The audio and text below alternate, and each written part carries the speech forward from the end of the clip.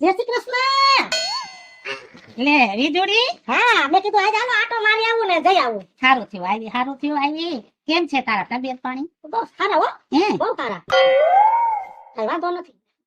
ડોસો શું કરે છે? ડોસાની વાંધો નથી. હે? હા એની કઈ વાંધો નથી. હજી તો શેરડી ખાઈ જાય. એમ? હા હજી તો 135 નો માવો ખાય. હા શેરડી મને બહુ ભાવે, પણ જ્યાં ખાવાની મજા આવે તો ગાંઠ આવીને ઉભી રહી. હા આપણી જિંદગીમાં ગાંઠું આવે એમ. હા અમારે કોઈ દી ગાંઠું નહીં.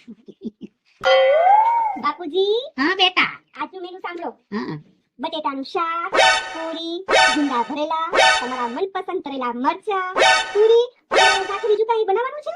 બેટા એટલે કઈ પેટ ભરાય? એક કામ કર, એક બાજરાનો રોટલો બનાવી નાખ અને 2 રોટલી બનાવ અને ગુલાબ જાંબુ થોડાક લઈ આવ. કઈ ભૂખું થોડું સુઈ જવાય છે. સાચી વાત છે. હું ગુલાબ જાંબુ લેતી આવું હો બાપુજી. હા હા આવી જિંદગી છે અમારી. તમે આટલું બધું ખાવ? લે ખાવા તો જોઈ જ ને, ભગવાને અવતાર દીધો છે, આટલો પૈસો દીધો છે, તે પેટનું સારું ન વિચારી તો કઈ માણસની જાત કહેવાય? સાચી વાત છે હો. હું એમ કહેતી હતી કે તમે જે હગાઈની વાત કરી હતી આ દીકરીની, કઈ રીતે ઘણી જગ્યાએ કરી છે. એ નહીં તમે મને કઈ રીતે?